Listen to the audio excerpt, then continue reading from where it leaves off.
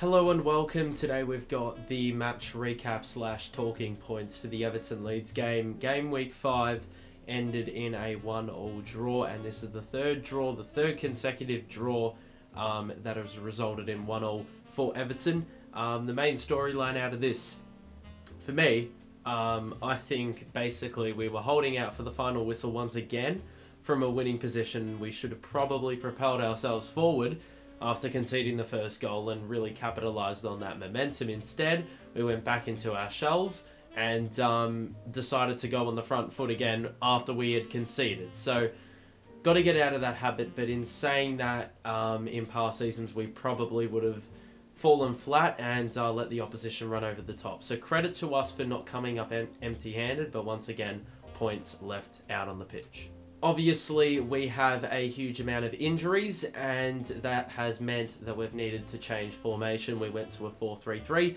Davies, Iwobi and Onana in the midfield, and I think it was a great move.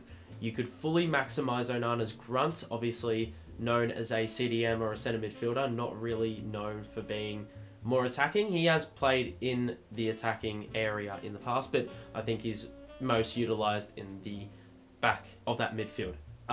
This also allows Iwobi to venture forward, and obviously we saw with the goal that he facilitated exactly what happens when you allow Iwobi to run free in those attacking areas and really be a threat. And I think defensively it really helps us because we can be more compact in the danger zone, and we don't really need to invite pressure at the expense of trying to defend the wide areas. I think it overall benefits us in the long term, and defensively it really helps us, as I said, sort of cram the danger zone and really make it difficult for oppositions to score.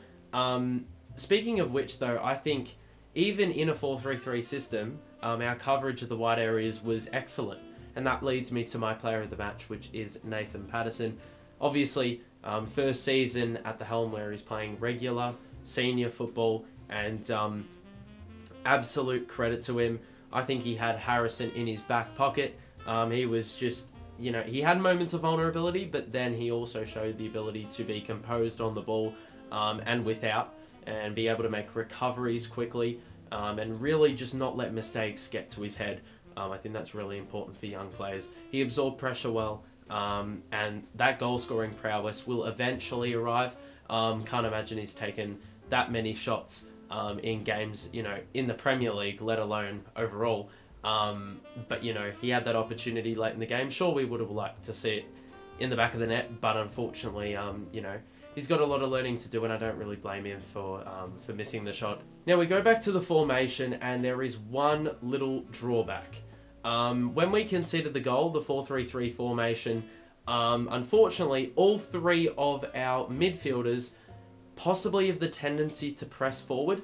Unfortunately, not one of them had been the anchor in that scenario, and there wasn't really a wall in front of the back four. And unfortunately, it just allowed the Leeds players to roam a little bit more freely, and that's ultimately how they got the shot off, and that's ultimately how they scored the goal. Alex Iwobi, his workhorse tendencies continued to be consistent throughout this season. It carried over into this game, no exceptions. I think he obviously thrives in the back half of games when other players are starting to get tired, they're on their last legs, and the game really opens up, and I think that's where Alex Iwobi can really work his best magic. But in saying that, obviously was able to create the goal early, and I think what makes him stand out as one of the better players in the Everton team is the fact that he can create in close, in amongst traffic. So credit to him for this transformation that just continues to get bigger every single game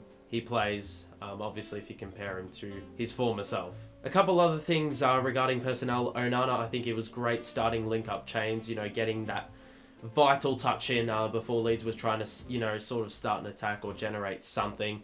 He would always have that little dinky pass that would, allow us to get set free. Also, Dwight McNeil, this guy really shits me. I don't think he's gotten off to the best of starts in his Everton tenure. Obviously, you can't be too critical. You've got to let him ease into the system. But Mans does not have anything outside of a left foot, because Mate, I mean, it was no secret when we signed him exactly what we were going to get out of him. But I mean, this guy is so over-reliant. It just makes everything borderline predictable whenever he gets the ball. You always know he's going to dip back in onto his left, or he's going to, try do something with the outside of his foot. It's sort of like Richarlison last season. That's what it reminds me of, where Richarlison would, opt to go with the outside of the foot rather than, sort of test the skill level on the opposite foot. I think you need to just do that on the training ground more often. And I don't know what Dwight McNeil's been doing in his development, but you would think that professional footballers are able to count on themselves on both sides of the body. The offside goal, I don't have too much to say apart from the fact that I don't think it was offside.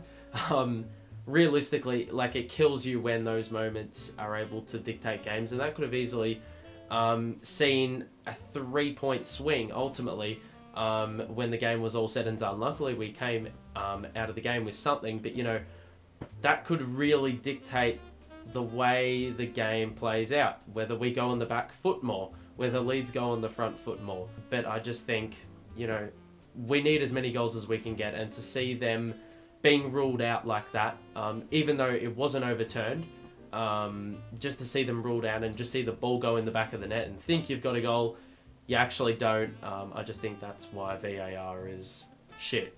But obviously when it goes our way, it barely does, mind you, but when it does go our way, obviously you already know I'm going to be on the flip side and say the opposing argument, so there you go. Quick shout out to Anthony Gordon for the finish on goal. Once again, second time in 2 games, obviously raising that market value by 5 million every single time he scores, which is great.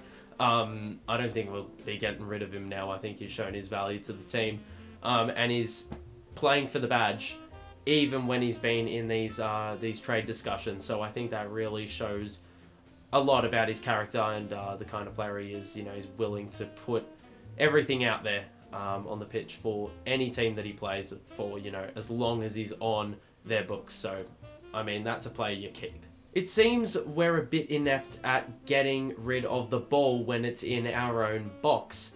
Quite a few times we were very happy to piss fart around with the ball and not deal with it, essentially. And you would think with experience, the centre halves in Tarkowski and Cody, you would have thought that the ball, there wouldn't be a shadow of a doubt with those two as centre halves. But unfortunately, quite a few occasions it would take 3-4 attempts to get the ball out of the box.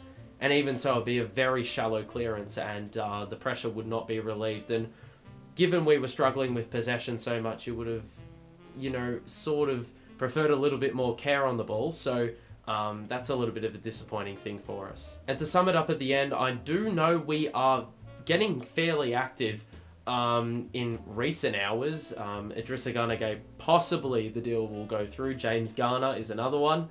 The young bloke from Villarreal, 23 years old. Can't say his name, not going to try it. And Brereton Diaz, they've all been names linked.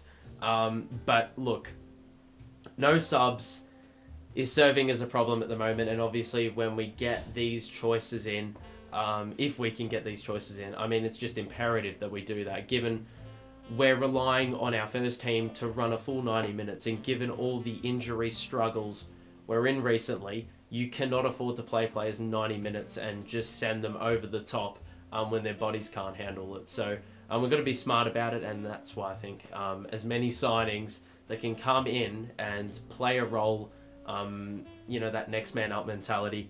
If they can play a role, get them in, because I think they'll do a world of good for our team this year and the longevity of our team. I'll just reiterate what I said at the start of the video, but I think the result did us justice. I think we're a little bit lucky given the state of play. Leeds seemed to dominate for probably a larger portion of the game than we did. But in saying that, I do think we should have capitalised as well. Onana had a bobbler that just, it sat right at his feet, and he probably took a little bit too long to get rid, and he got his feet muddled up. I don't know what's up, but we did have our chances. Obviously that Patterson shot as well late in the game. And as I said, as much as we left points out there, we still won points, and all we need to do is move forward. We've got a very tough opponent coming up in Liverpool If we have the same hesitance and lack of thought at the back, where we're just clearing the ball for the sake of it and not dealing with it as well, I can see a few being put past us on the weekend. We can't afford lapses. They just keep arriving, and it's not ideal. But there are a lot of positives to draw from this first month or so. I think we've been not too bad. Obviously haven't won a game, but could have easily been 0 wins, 0 draws, 5 losses. At least we've picked up points. But yeah, there is a bit of work to do, and hopefully the signings contribute to that. That's going to be it from me. Share your thoughts in the comments as to what you think or thought about this game, and what we need to do towards Liverpool's match in terms of preparation and planning and formations and signings. I mean, we could be a completely transformed team by then in terms of personnel, but we'll see how we go. Anyway, thank you for listening in. Have a great rest of your day, and I will see you in the next one. Peace out.